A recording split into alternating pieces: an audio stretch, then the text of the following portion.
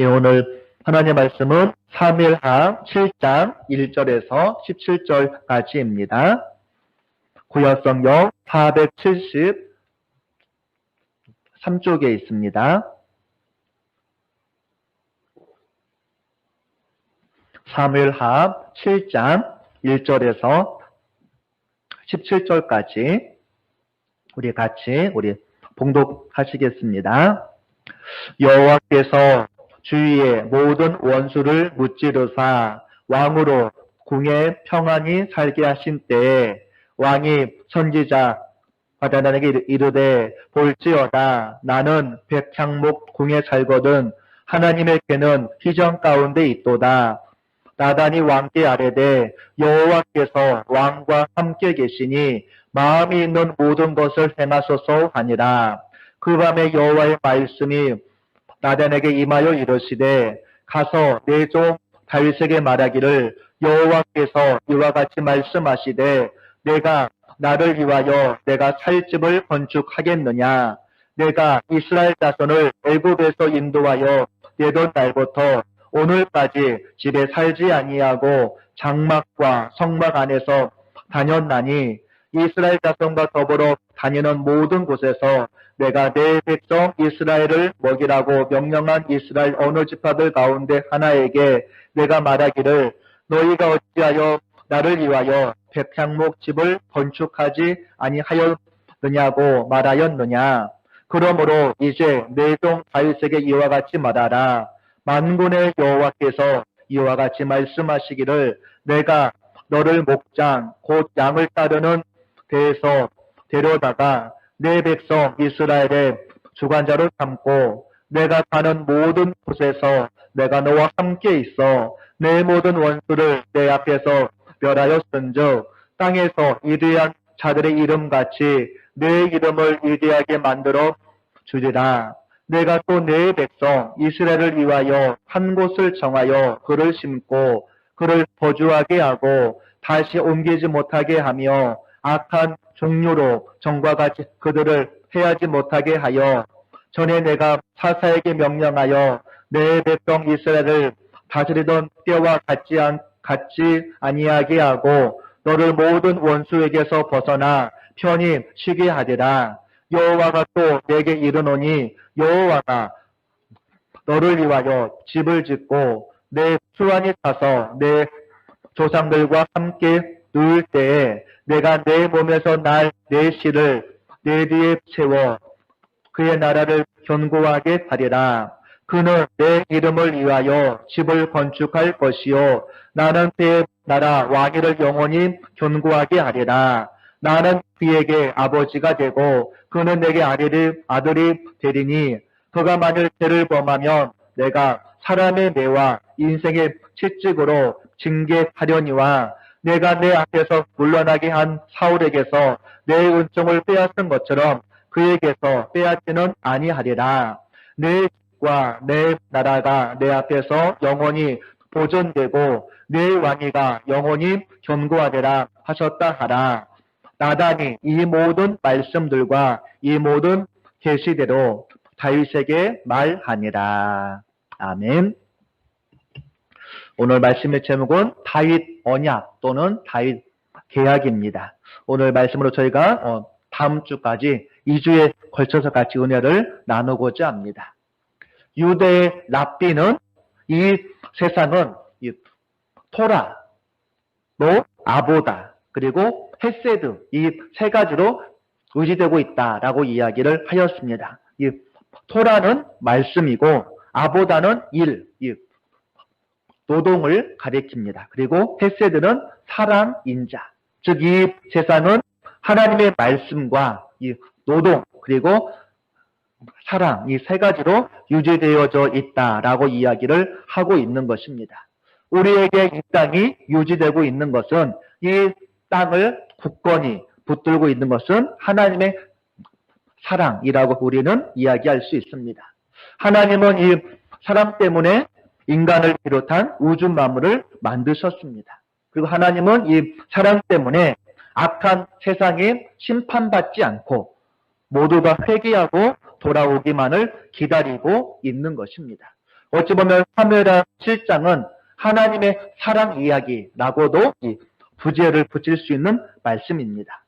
하나님은 하나님의 이 사랑을 우리들에게 어떠한 형태로 보여주고 있냐면 계약 또는 언약이라는 형태로 우리들에게 보여주고 있습니다. 그래서 사무엘하 7장에서 다루고 있는 다윗 계약 또는 다윗 언약은 매우 중요한 사건입니다.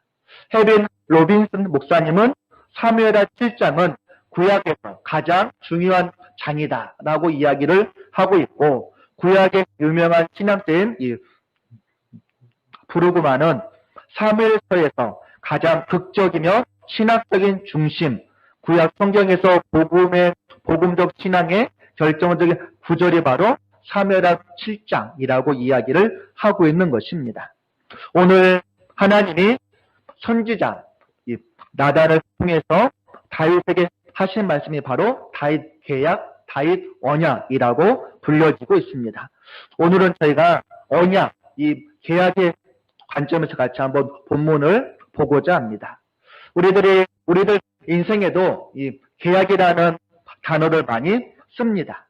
우리가 서로 신뢰한다고 해서 계약서를 작성 안 하고 구두상으로만 약속했다가 이 사기를 당하거나 피해를 당하는 경우들이 종종 있습니다.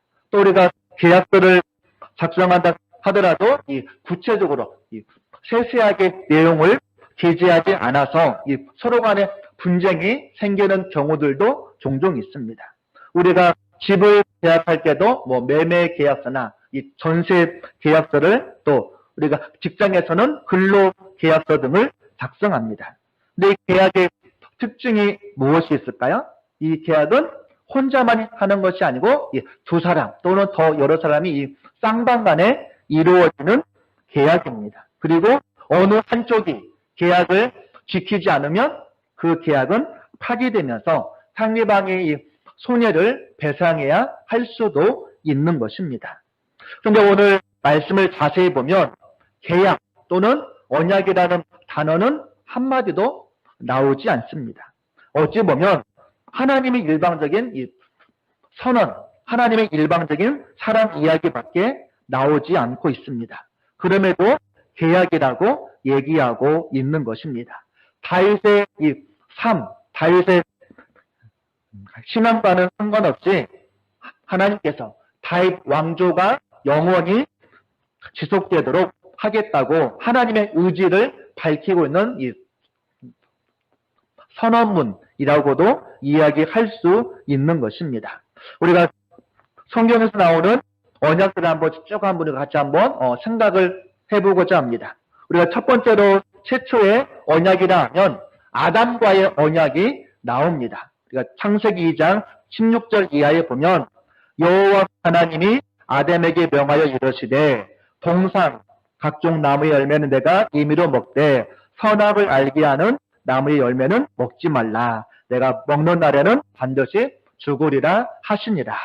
제일 먼저는 이 선악과에 대한 하나님의 조건을 다루는 이 언약, 계약이 나옵니다. 그 다음에 계약 언약은 이 노아와의 계약이 나옵니다. 노아에게 물로써 이 세상을 심판한 다음에 그 후에 하나님이 말씀하시기를 창세기 9장 15절에 보면 내가 나와 너희와 및 육체를 가진 모든 생물 사이에 내 언약을 기억하리니 다시는 우리 모든 육체를 멸하는 홍수가 되지 아니할지라. 무지개가 구름 사이에 있으리니 내가 보고 나 하나님과 모든 육체를 가진 땅의 모든 생물 사이에 영원한 언약을 기억하라 라고 말씀하고 있습니다. 하나님께서 홍수로 세상을 이제 심판한 다음에 내가 다시는 물로는 너를 심판하지 않겠다라고 약속을 하시고 그 무지개를 언약의 표시로 보여주고 있는 사건입니다. 그리고 구약에서 이 전형적인 계약의 모습은 아브라함과 하나님과의 계약의 모습입니다. 이 창세기 15장에 보면 아브라함이 이 3년 된 암소와 암염소와 숫양과 비둘기를 반절로 쪼개서 양쪽으로 놓고 계약을 맺습니다. 고대 사회에서의 계약의 의식은 이 서로 간의 의무와 권리를 약정한 다음에 계약 당사자들이 이 쪼개서 벌려놓은 동물들 사이로 두 사람이 지나갑니다. 이 의미가 무엇이냐면 이 지나간 두 사람 가운데 한 사람이 계약을 어기면 너도 이 쪼개진 동물처럼 네 몸이 쪼개질 것이다. 즉 계약을 어기면 너는 목숨을 잃을 것이다. 그래서 이 쪼개진 동물 사이에 지나가는 계약은 어찌 보면 이 자기의 목숨을 건 계약이라고도 할 수 있는 것입니다. 그래서 창세기 15장 18절에 보면 그날에 여호와께서 아브람과 더불어 언약을 세워라고 말씀하고 있습니다. 그런데 이 하나님과 아브람과 맺은 이 계약의 이 특이한 점은 그 사이를 누구만 지나갔나요? 하나님만 그 사이를 지나가고 있습니다. 창세기 15장 17절에 보면 타는 횃불이 쪼갠 고기 사이로 지나더라. 즉 하나님만이 그 쪼갠 횃불 고기 사이로 지나가고 있는 것입니다. 그래서 이 계약은 무조건적인 계약이라고 말합니다. 즉 하나님만이 일반적으로 계약의 준수, 의무를 가지고 있는 하나님의 무조건적인 계약, 그리고 하나님께서 아브라함을 복주시기를 원하시는 강력한 의지의 표현이라고 이야기할 수 있는 것입니다. 그리고 이제 구약에서 가장 중요한 계약이 있는데 바로 무슨 계약이냐면 이 시내산 계약입니다. 모세를 통해서 이스라엘 백성들을 애굽에서 해방시켜 나온 다음에 이 시내산에서 하나님과 이스라엘 백성들이 계약을 맺습니다. 이 계약은 이 조건부 계약이라고 말합니다. 왜냐하면 계약의 주된 내용이 하나님은 이스라엘의 하나님이 되고 이스라엘 백성들은 하나님의 백성이 되며 하나님께서 너희를 지키시고 복주시겠다라고 말씀하고 있습니다. 근데 여기에는 조건이 있습니다.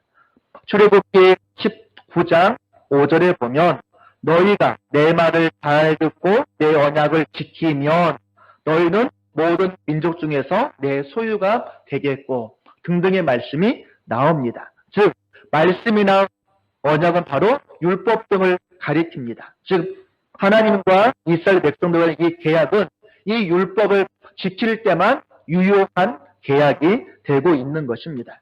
이 율법을 잘 지키면 하나님은 너의 하나님에 대해서 내가 너희를 보호하고 지키고 인도할 것이지만 그렇지 않으면 율법을 지키지 않으면 너희에게 저주가 있을 것이라고 이야기를 하고 있는 것입니다. 그래서 이 예언자들이 또 우리 선지자들이 이스라엘 백성들이 우상 숭배를 할 때마다 율법을 들고 와서 너희가 왜 하나님의 말씀을 지키지 않느냐고 저들의 회개를 촉구하며 우상 숭배에 빠지지 말라고 외치고 있는 것입니다.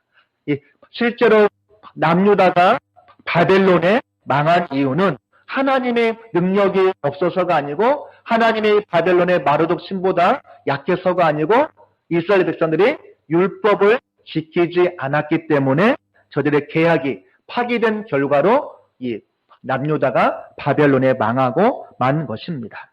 그런데 이런 조건부 계약과는 정반대되는 또 다른 중요한 계약이 바로 오늘 본문에 나오는 다윗 계약입니다. 다윗 계약은 무조건적인 계약이라고도 흔히 얘기합니다. 즉 하나님께서 다윗이나 다윗 왕조나 다윗 후손들에게 요구하는 내용이 없습니다. 단지 오늘 말씀 7장 13절에 보면 나는 그의 나라 왕위를 영원히 견고하게 하리라. 또 16장에 보면 내 집과 내 나라가 내 앞에서 영원히 보존되고 내 왕위가 영원히 견고하리라. 이 7장에서 자주 나오는 단어가 하나가 뭐냐면 영원히라는 단어입니다. 8번이나 나오고 있는 것입니다. 다윗 전에 사울 왕조는 이 시내산 계약이 적용되어서 하나님의 말씀에 순종하지 않으므로 저는 조건부 계약이었기 때문에 하나님의 말씀에 순종하지 않으므로 심판을 받았습니다. 그러나 다윗 왕조는 어떠한 잘못을 해도 하나님은 그 다윗 왕조를 영원히 지켜주시겠다라고 약속을 하고 있는 것입니다. 하나님이 이유 불문하고 이스라엘을 내가 지키겠다라고 약속하고 있는 것입니다. 어찌 보면 다윗 왕조가 아닌 이스라엘 백성이 아닌 다른 민족들이 보면 공평하지 않은 이 차별적인 모습인 것처럼 보이지만 바로 이것이 하나님의 이 사랑법이라고도 흔히 이야기를 합니다. 그래서 다윗 왕조의 안정과 번영은 곧 이스라엘의 안정과 번영을 가리킵니다. 또한 이것들은 인간의 연약함을 감안한 하나님의 계약이라고도 얘기할 수 있습니다. 왜냐하면 인간은 누구나 실수할 수밖에는 없습니다. 그리고 그때마다 하나님께서 판단하시고 심판하신다면 하나님 앞에 서 있을 자는 아무도 없는 것입니다. 그러면 아마 하나님의 구원사역 앞에 모든 민족은 다 멸망하고 없어졌을 것입니다. 그러나 하나님은 인간의 연약함의 근거에서 세계를 움직이지 않고 하나님의 사랑의 근거에서 이스라엘 민족을 복되게 만들어 가겠다라는 하나님의 의지를 보여주고 있는 것입니다. 여기에 대해서 예레미야가 아주 좋은 말을 했습니다. 예레미야가 말하기를 이스라엘이 망하지 않은 이유는 하나님의 사랑 때문이다 라고 이야기를 하였습니다. 예레미야 애가 3장 22절에 보면 여호와의 인자와 긍휼하심이 무궁하심으로 우리가 진멸되지 아니함이니이다. 이것들이 아침마다 새로우니 주의 성실하심이 크시도소이다. 우리가 진멸하지 않은 이유는 여호와의 인자와 긍휼하심이 영원하기 때문이다 라고 이야기를 하고 있는 것입니다. 그래서 다윗 계약의 근거에서 조금 더 시대가 흘러가면 메시아 사상이 나오고 있는 것입니다. 이스라엘이 위기를 맞고 어려움을 만날 때마다 이스라엘 후손들은 다윗 같은 메시아를 기대하면서 다시 이스라엘의 부흥을 위해서 기도하고 있는 것입니다. 그래서 예레미야 애가 3장 26절에 보면 사람이 여호와의 구원을 바라고 잠잠히 기다리니 좋도다라고 이야기를 하고 있습니다. 이스라엘 백성들이 하나님의 구원을 잠잠히 바라보고 기다리고 있다라는 이야기입니다. 이렇게 이스라엘 백성들이 희망을 갖는 이유는 저들이 잘나서도 아니고 완벽해서도 아닙니다. 단 하나, 하나님의 긍휼하심에 대한 기대감을 갖고 있는 것입니다. 우리는 부족하지만 하나님께서 우리 민족을 사랑하기로 약속하셨기 때문에 우리를 불쌍히 여겨달라라고 저들이 기도하고 있는 것입니다. 그래서 이 다윗의 언약, 다윗의 계약이 신약으로 넘어오면 예수 그리스도의 이 십자가 사건으로 이루어집니다. 그래서 예수님의 십자가 사건도 무조건적인 계약이라고 얘기합니다. 우리가 이 성만찬을 할 때 포도주 잔을 나눌 때 뭐라고 고백하냐면 이 잔은 내 피로 세운 새 언약이니라 라고 말합니다. 고린도전서 11장 25절에 보면 이 잔은 우리가 마시는 잔은 예수님의 피로 세운 새 언약이라 라고 말씀하고 있습니다. 우리는 예수님께서 십자가 위에서 죽으신 보혈로 인해서 우리가 하나님의 백성이 된 것입니다. 그리고 예수님을 구주로 영접하는 자들은 하나님의 자녀가 되고 새로운 계약의 백성이 되는 것입니다. 하나님의 자녀된 우리를 하나님은 이 무조건적으로 사랑해 주시고 자격도 능력도 없는 우리들에게 하나님 나라, 하늘나라를 선물로 허락해 주고 있는 것입니다. 그런데 하나님께서 이렇게 다윗에게 무조건적으로 사랑을 말씀해 주시고 다윗 언약을 맺은 이유가 과연 무엇일까? 아마 하나님께서 일평생 동안 다윗과 동행하면서 하나님을 향한 다윗의 이 사랑을 아마 하나님이 보았기 때문일 것입니다. 그러나 그것을 우리가 한번 오늘 말씀에서 찾는다면 아마 2절에 보여준 다윗의 갸륵한 마음 때문일 것입니다. 우리 한번 2절 한번 같이 우리 읽어볼까요? 2절 자 시작. 왕이 선지자 나단에게 이르되 볼지어다 나는 백향목 궁에 살거든 하나님의 궤는 휘장 가운데 있도다. 이 7장 전체를 이끌어가는 주요 단어 가운데 하나는 바로 뭐냐면 집이라는 단어입니다. 집. 15번 나오는데 이 집은 단순히 건물만을 가리키는 집이 아니고 가문, 후손들을 가리키는 단어로도 쓰이기도 합니다. 근데 이때 이런 마음을 가질 때가 다윗이 언제였냐면 1절입니다. 우리 한번 1절을 또 한번 같이 우리 읽어볼까요?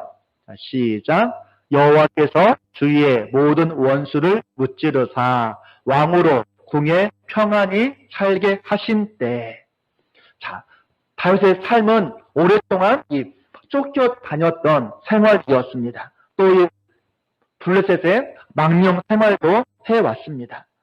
또 이 다윗 왕조는 다윗이 아버지였던 이새에게 물려받았던 왕조도 아니고 어찌 보면 다윗이 개척하듯이 세워갔던 이 밑바닥부터 세워간 왕조입니다. 그런데 다윗의 삶을 보면 다윗은 길거리에서도 보낼 때도 있었고 또 동굴에서 생활할 때도 있었고 언제 자기 목숨을 취할지 모르는 사울의 적과도 저가 동침할 때도 있었습니다. 어찌 보면 다윗은 사울왕 때문에 하루도 편하게 발 뻗고 살 수 있는 날들이 별로 없었습니다. 그런데 이제 다윗이 모든 것이 안정화가 되고 처음으로 발 뻗고 누울 집, 곧 왕궁이 생겼습니다. 아마 다윗은 집에 편안히 누워서 천정을 바라보며 너무나도 신기하고 감사했을 것입니다. 마치 다윗의 마음이 햇볕이 안 드는 지하방에 있다가 햇볕이 드는 지상으로 집을 옮긴 것처럼 마치 우리가 전셋집이나 월세방에 살다가 내 집을 구해서 처음으로 내 집에 편하게 누워서 다리를 쭉 뻗었을 때 아마 그때의 마음이 오늘 1절에 다윗의 마음이었을 것입니다. 아마 모든 게 좋고 행복해서 아마 잠도 쉽게 오지 않을 그 상황에서 다윗이 대단한 것은 다윗이 무엇을 생각하고 있습니까? 이제 내가 편안히 먹고 자고 쉬어야지라고 생각한 것이 아니고 하나님을 생각하고 하나님의 집을 저가 생각하고 있는 것입니다. 나는 이렇게 좋은 집에 편안히 쉬고 있는데 하나님은 초라하게도 장막에 거하고 있구나. 아마 하나님은 이런 다윗의 마음을 기쁘게 아마 여기셨던 것입니다. 그래서 다윗의 집을, 즉 다윗의 가문과 다윗의 후손을 내가 더 영화롭게 축복해 주겠다라고 다윗과 무조건적인 언약을 맺고 있는 것입니다. 하나님은 다윗에게 가장 좋은 것을 허락하시면서도 한편으로는 다윗에게 이 경고를 또한 하고 있습니다. 이 첫 번째 경고는 무엇이냐면 하나님이 누구인지를 잊지 말라라고 말씀하고 있습니다. 자, 하나님은 오늘 말씀 보니까 나는 누구에게도 집을 지으라고 명령한 적이 없다라고 말씀하고 있습니다. 또 이제까지 이스라엘 백성들 가운데 어느 누구도 하나님의 집을 지을 생각을 한 사람은 아무도 없었습니다.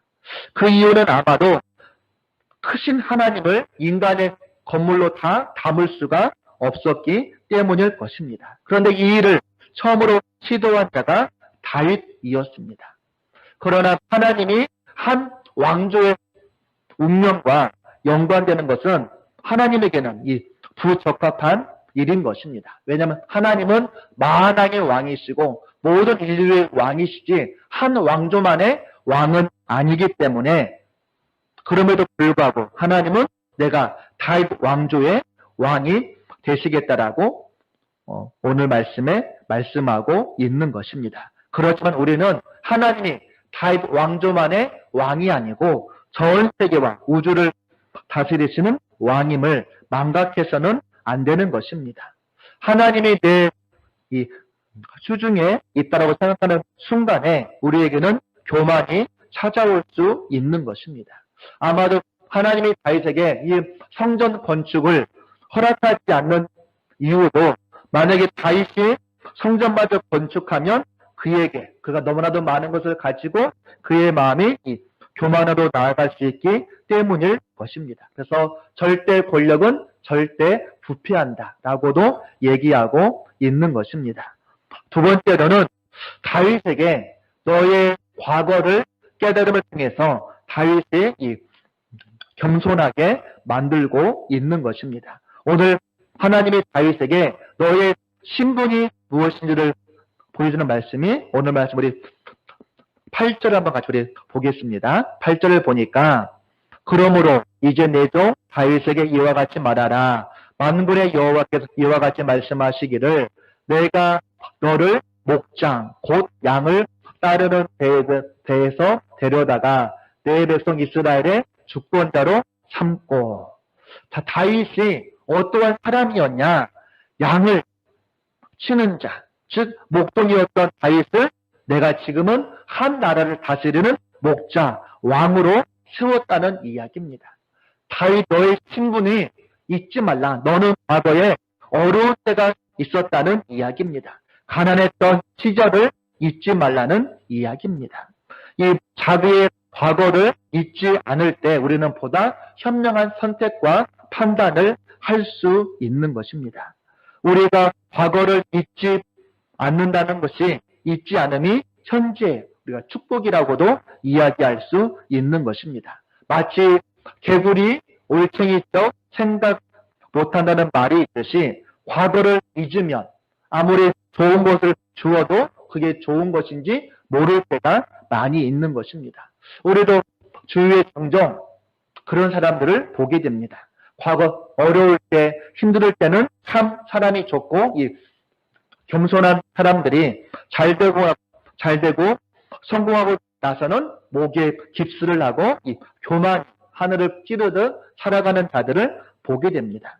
하지만 하나님은 오늘 다윗과 계약을 맺는데 하나님과 다윗과 바로 1대1로 계약을 맺는 것이 아니라 이 중개자가 있습니다. 바로 나단을 통해서 계약을 맺고 있습니다. 이 나단의 입술을 통해서 하나님의 복과 경고가 다윗에게 주어지고 있는 것입니다. 왜 하나님은 굳이 다윗과 직접 다윗에게 말씀해 주시고 다윗과 언약을 말씀하지 않으셨을까? 다윗이 직접 하나님의 음성을 듣고 하나님과 계약을 맺었으면 더 좋았을 텐데 라고 생각하지만 일부에서는 이것 또한 다윗을 겸손하게 만드는 하나님의 방법이라고 얘기합니다. 다윗이 살려면 하나님의 종인 선지자들의 말을 듣고 선지자의 충고에 귀를 기울일 때 권력대 자리는 더욱 견고해짐을 나단의 중재자 역할을 통해서도 알 수 있다라는 이야기입니다. 마지막으로는 하나님께서 다윗 왕조에 대해서 경고를 하고 있는 것입니다. 바로 그 경고가 14절에 보면은 뭐라고 말씀하고 있냐면 나는 그에게 아버지가 되고 그는 내게 아들이 되리니 그가 만일 죄를 범하면 내가 사람의 매와 인생의 채찍으로 징계하려니와. 그런데 15절에 보면 내가 내 앞에서 물러나게 한 사울에게서 내 은총을 빼앗은 것처럼 그에게서 빼앗지는 아니하리라 라고 말씀하고 있습니다. 즉 다윗의 계약이 주어졌다고 해서 아무렇게나 살아서는 안 된다는 이야기입니다. 그러나 또 잘못했다고 해서 사울 왕처럼 아예 폐가시키고 아예 망하도록 멸망을 허락하지는 않을 것이라는 이야기입니다. 내가 잘못했을 때 하나님의 징계가 있는데 바로 그 징계는 사람의 매와 인생의 채찍이라고 말하고 있습니다. 징계는 사랑하기 때문에 내려지고 있는데 그 징계는 내가 완전히 망하라고 내려진 것이 아니고 너의 잘못에서 돌이키라, 회개하라는 나의 표시임을 기억하라는 이 말씀인 것입니다. 외경에 보면 마카비 하라는 말씀이 있는데 마카비 하에 보면 하나님께서 이스라엘에게 징계를 내리는 이유에 대해서 이야기를 하고 있습니다. 뭐라고 말씀하고 있냐면 이방 민족은 죄를 지어도 하나님께서 그 죄가 무거워질 때까지 기다리시다가 심판하심을 통해서 결국은 멸망하도록 만든다. 그러나 이스라엘 민족에 대해서는 죄를 지을 때마다 벌을 내리셔서 그 죄가 절정에 이르지 않도록 인도하신다라고 말씀하고 있습니다.